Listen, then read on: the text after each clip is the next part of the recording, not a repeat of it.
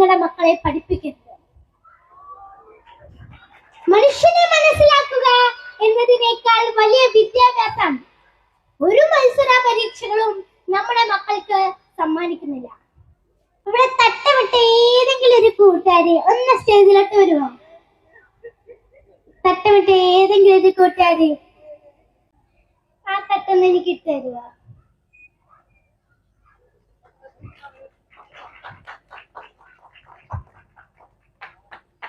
ഞാൻ ഈ തട്ടിട്ടപ്പോ നിങ്ങൾക്ക് എന്നെ കാണുമ്പോ വല്ല ഭയം തോന്നുന്നുണ്ടോ? പേടി തോന്നുന്നുണ്ടോ?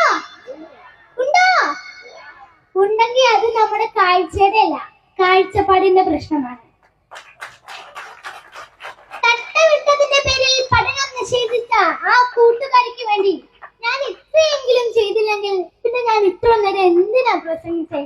വല്ല കാര്യം ഉണ്ടായിരുന്നോ? അവർക്ക് ഇഷ്ടമുള്ള ഡ്രസ്സ് അവര് ധരിക്കട്ടെ, ഇഷ്ടമുള്ള ഭക്ഷണം കഴിക്കട്ടെ, ഒരിത്തിരി ദയ മതി. മറ്റുള്ള മതങ്ങളെയും കൂടി ഒന്ന് റെസ്പെക്ട് ചെയ്യുക, അത്ര മതി. ലോകം നന്നായിക്കോളും. Thank you.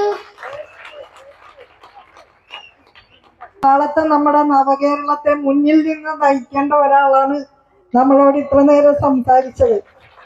ഇവിടെ ഇരിക്കുന്ന നമുക്കൊക്കെ വലിയ പ്രചോദനം പകരുന്ന വാക്കുകളാണ് ഐഷുക്കുട്ടിയുടെ.